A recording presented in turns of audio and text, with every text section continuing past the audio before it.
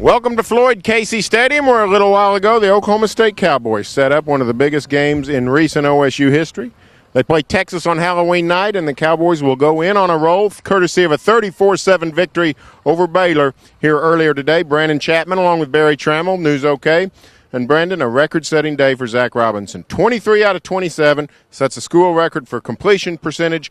Hard to beat the Cowboys when the OSU offense is that efficient. Yeah, Zach is really playing better than he has in a long while right now. He's finding his men. He's finding the open man. He's not going into a play with a preconceived notion of who he's going to get the football to. He reads the defense, finds the open man, and gets the ball to him. So that's what's going on right now with Zach Robinson, and you can see it in the play in OSU's offense right now. Well, he's certainly had some help despite the no Kendall Hunter, no Des Bryant. Cowboys still run and pass equally well. Keith Toston goes over 100 yards today. Hubert Anium, another huge day. But he spread the wealth today. It wasn't just a one-receiver offense. 2 touchdown passes to tight ends. No tight end at OSU had caught a touchdown since 2007.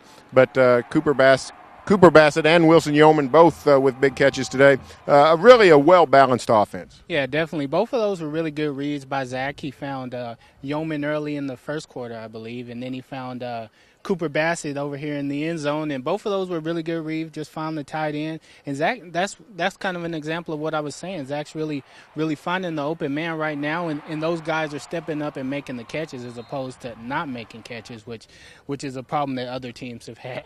The unit of Oklahoma State that will be under the gun next Saturday night, of course, is the defense. Cowboys historically have struggled to stop the University of Texas, but now Oklahoma State coming off 2 straight strong defensive performances. Baylor gets a touchdown late in the fourth quarter. Until that point, OSU had gone about 90 football minutes without allowing a point. Oklahoma State's defense is playing better.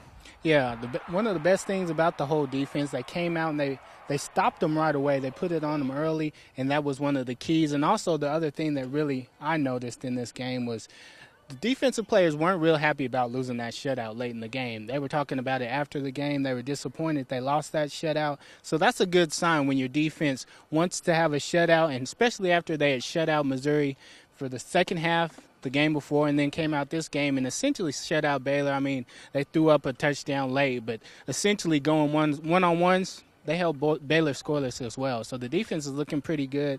But then again, you have Texas coming in and Colt McCoy, so you never know what's going to happen when that happens. Well, again, it certainly sets up the big showdown next Saturday night in Stillwater for the Big 12 South lead. From Waco, Texas, Brandon Chapman, Barry Trammell. Stay tuned for further Oklahoma State coverage on NewsOK.com as well as every day in the Oklahoman.